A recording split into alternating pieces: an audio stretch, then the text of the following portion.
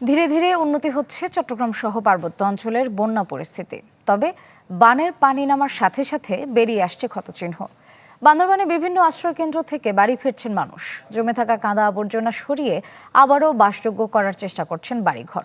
জেলা প্রশাসনের তথ্য বলছে, এবারের বন্যায় জেলার প্রায় ৭০% এলাকা প্লাবিত হয়েছে। ক্ষতিগ্রস্ত হয়েছে ১২,৫০০ পরিবার। রাঙামাটিতে ২.৫ কিলোমিটার সড়কের বিভিন্ন স্থানে দেখা দিয়েছে ভাঙন। নষ্ট হয়েছে ৫,০০০ হেক্টর জমির ফসল ও ফল। এদিকে কমতে শুরু করেছে উত্তরাঞ্চলের নদ নদীর পানিও। তবে কুড়িগ্রাম গাইবান্ধায় দেখা দিয়েছে তীব্র ভাঙন। অন্যদিকে গেল দুদিন ধরে সিরাজগঞ্জে বাড়ছে যমুনা নদীর পানি। চৌহালি ও শাহজাদপুরে দেখা দিয়েছে ভাঙন। আমাদের সাথে এর মধ্যে যুক্ত হয়েছেন উত্তরবঙ্গ থেকে সহকর্মী হীরক গুণ। তার কাছ থেকে জানবো সেখানকার খবর। হীরক, উত্তরবঙ্গে তো নদ নদীর পানি বাড়ছে, এখন বন্যা পরিস্থিতির কি খবর আর সেখানকার বাসিন্দারা কিভাবে দিন কাটাচ্ছেন, সার্বিক পরিস্থিতি জানাবেন।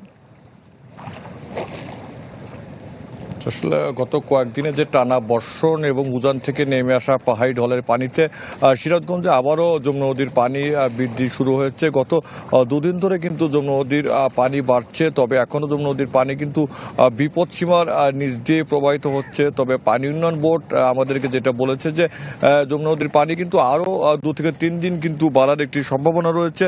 তবে পানি বাড়লেও কিন্তু যে বড় ধরনের বন্যার কোনো পূর্বাভাস নেই এমন কথা পানি উন্নয়ন বোর্ড বলছে। তবে গত দুদিন ধরে কিন্তু যমুনা নদীর পানি সিরাজগঞ্জ পয়েন্ট ফার্ম ফ্রেশ পাস্তুরিত তরল দুধ, বেশি ভালো দুধ।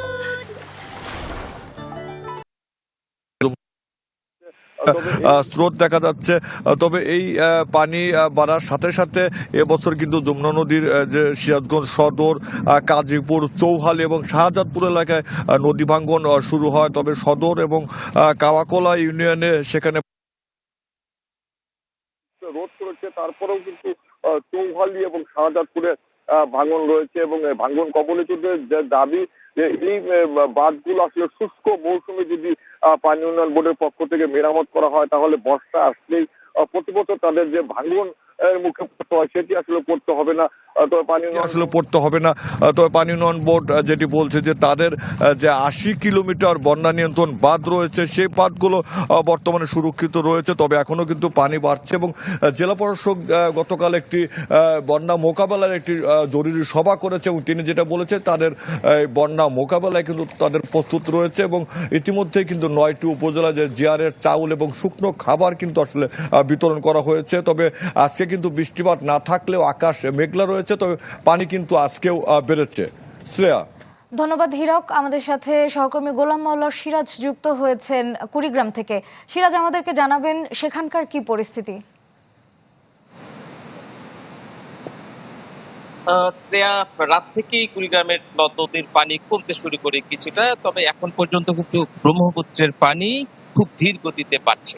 ধরলা, দুধকুমার এবং তিস্তার পানি কমছে, সেটাও ধীর গতিতে কমছে। সবকিছু মিলে এই যে পানি কমার পরে এখন বড় যে সমস্যাটা দেখা দিচ্ছে সেটি হচ্ছে ভাঙন। আমি আছি দুধকুমারের পারে, আমার ঠিক নদীর ওই পারে বামনডাঙ্গার একটি জায়গায় আমরা কিছুক্ষণ আগে খোঁজ নিয়েছিলাম যে সেখানে ব্যাপক ভাঙছে এবং ভুঙ্গামারিতে 4টা স্পটে যেটা আগেও ভেঙেছিল ওই জায়গাগুলো, কিন্তু পানি কমার সাথে সাথে কিন্তু আবারও ভাঙন বেড়েছে। এরকম আমরা আজকে সারাদিনে খবর পেয়েছি যে 6টা জায়গায় নতুন করে ভাঙন দেখা দিয়েছে। এখন এই ভাঙনটা সামলানোই কিন্তু এখন বড় চ্যালেঞ্জ, যদিও পাউবো বলছে যে এই জায়গাগুলোতে তারা পরিদর্শনে নেমেছে ইতোমধ্যে।